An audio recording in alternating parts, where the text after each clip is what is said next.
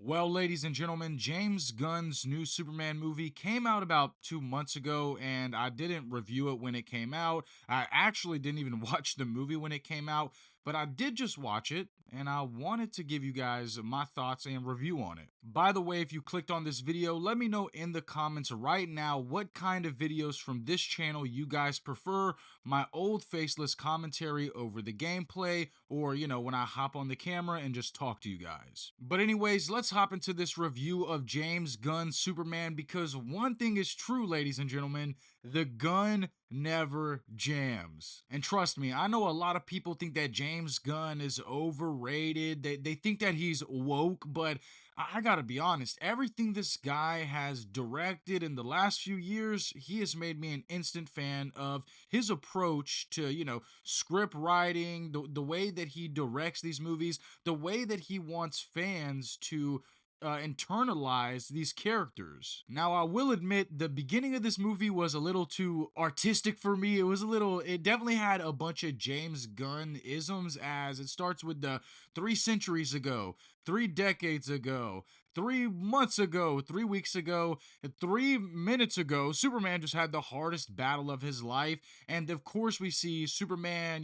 flying out of the sky, hitting the ground near the Fortress of Solitude, and Crypto basically saves him and brings him back to the fortress so he can get healed by the Superbots and the sun. Now, for one, I don't even think I have to say this, but Crypto stole the show in this movie. The way that they used Crypto to feel like plot holes and just to make the story feel more organic, for certain scenes to make more sense, I thought that Crypto was utilized perfectly here. But I loved the way that they did the Fortress of Solitude, because why would you not anticipate Superman to have like a super kind of evolved lair?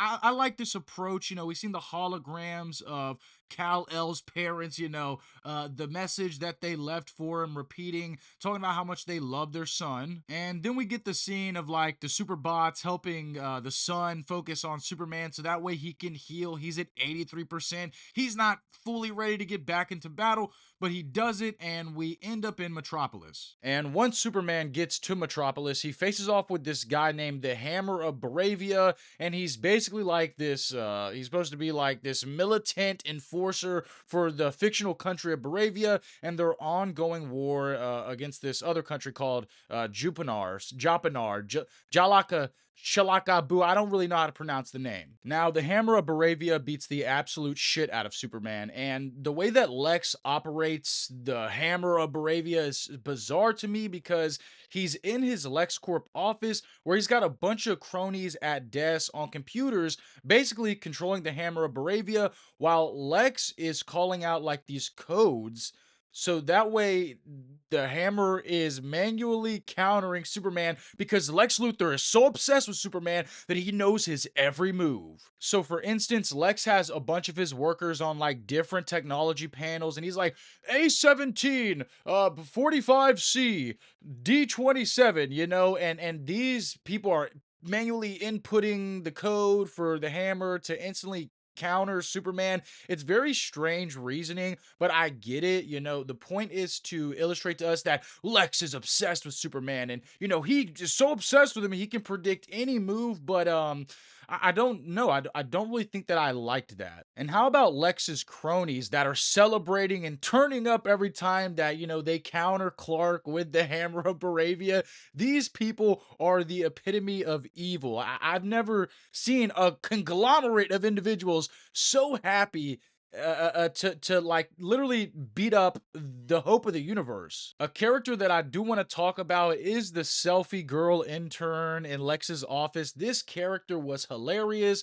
It was a good reflection of the time. James Gunn is so good at incorporating these like little goofy characters that mirror or real things in our day-to-day lives. And you're gonna find out soon enough that the selfie girl was actually instrumental in taking down Lex Luthor in the end. Now, we get a few scenes to set up the next phase of this movie: Lex Luthor and the engineer going into the Fortress of Solitude to decrypt the other half of the message that Superman's parents left for him, and as you're gonna come to find out, it's very bad for Superman. As we do go to Metropolis, and we see that Superman is fighting this kaiju that Lex Luthor planted as a distraction, so he wouldn't be at the Fortress of Solitude. And here we meet the Justice Gang, and this is just amazing writing. This was good presentation. Guy Gardner, Mr. Terrific, Hawk Girl, they attempt to assist Superman in defeating the kaiju, whereas Superman just wanted to subdue the kaiju and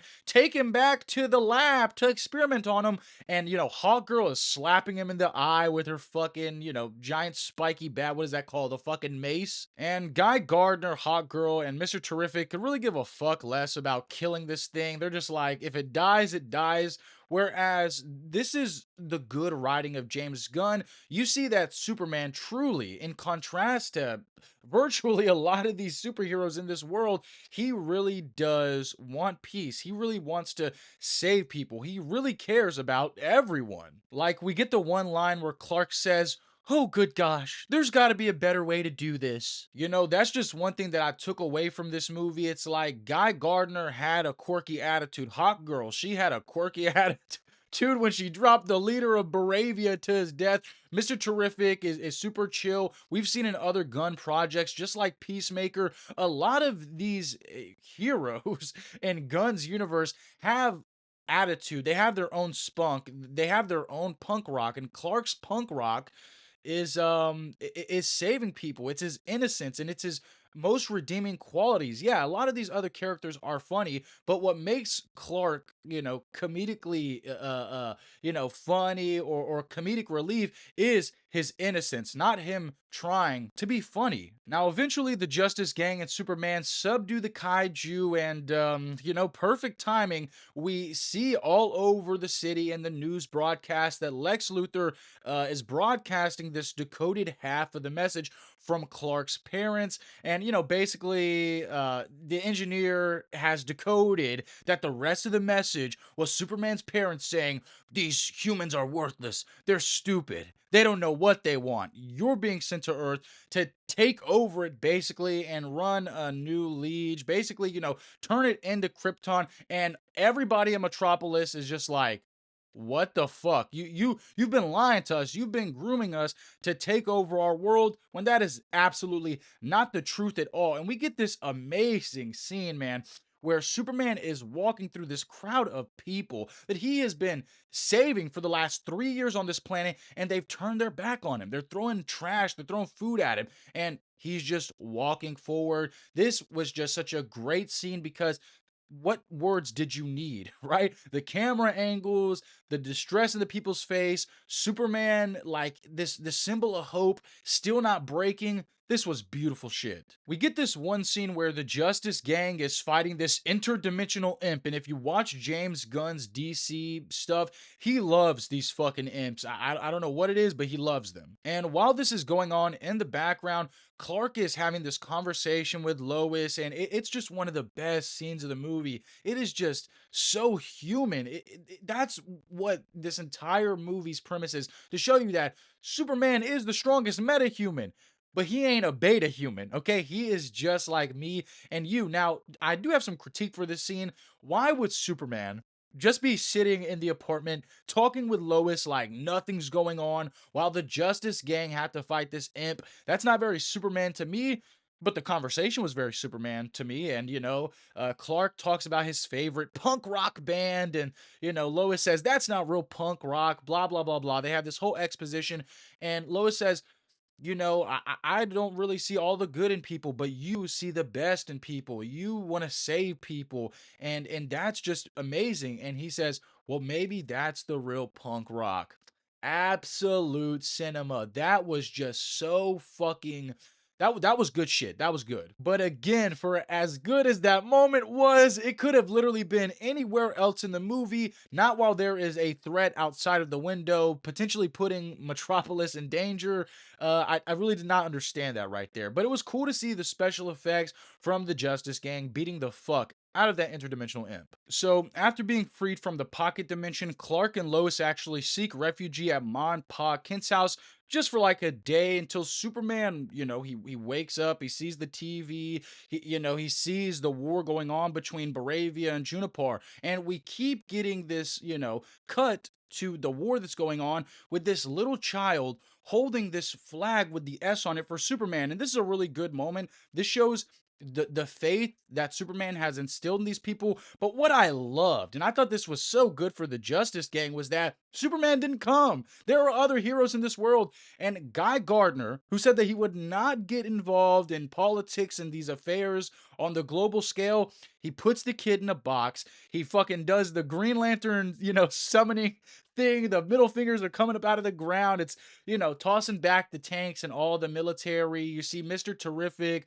You see Hawk Girl. This was awesome. And it just showed that, yeah, Superman is the guy. He's the strongest metahuman. He is a universal symbol of hope, but there are other heroes and they can also integrate the morale of Superman into the way that they approach justice. So Superman is basically changing the climate of the way that these superheroes operate in this verse. And I just thought that was so awesome.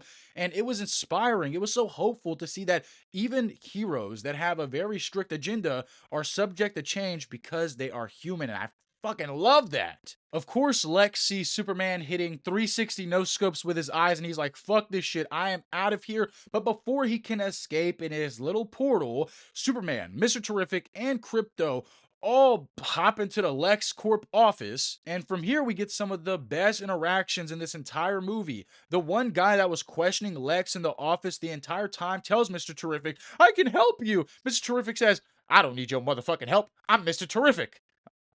You right. No, he's right. He is Mr. Terrific. And here we get this entire dialogue from Clark about how I am human, Lex. Don't you get it? Every day it's hard for me like it's hard for you. I put one foot in front of the other, and that's what makes me human, and that's my strongest. And of course it sounds a little bitchy, but it's amazing, dude. It's Clark is trying to get through to Lex, and he doesn't understand. It's never gonna happen. And even though maybe he knows that a little bit, right? He's still trying to get through to him. That's a real superhero. A real superhero is not gonna, you know, grab up Lex by his collar after, he just exposed to the world that I guess his parents want him to take over it. Superman was very diplomatic. He just tried to talk to this guy. And, when talking didn't work, that's when Krypto fucking came through and ragdolled Lex Luthor. I'm surprised, like, Lex Luthor's vertebrae wasn't cracked into a million pieces after Krypto ragdolled him. It was, like, very reminiscent of, like, when Hulk was like smashing around Loki, except it didn't feel so comedically forced. It felt like a perfect climax to that moment where Superman couldn't get through to Lex. Lex wasn't hearing it. So how do you break that tension? And I've been saying it since the beginning of this video. Krypto was just used so well to fill certain moments, and it felt very realistic. I also loved Superman's reaction here. No, Krypto, stop. Put him down, boy. Put him down. That was just so well executed by David Cornsweet. How awkward he wanted Superman to be. It came across the camera so well, it was palpable. And you remember the selfie intern girl that I was telling you about, Lex? Well, she's actually the dummy that exposed to Jimmy Olsen.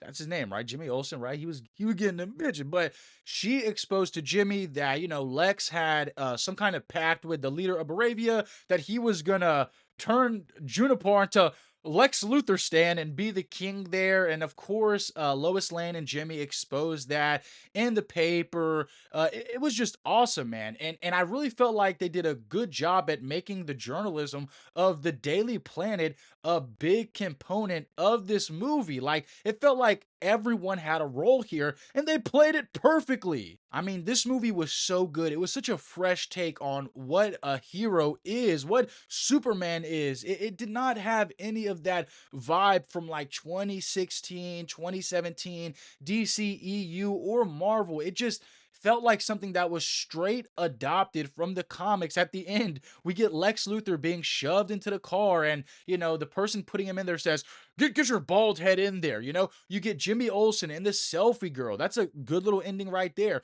You get Clark and Lois flying up into together while hugging and kissing. It was just so fucking good. It felt so organic, and it inspired hope. And talking about hope, man, the real end of this movie was so good. Clark goes to the Fortress of Solitude. He's got his new super bots.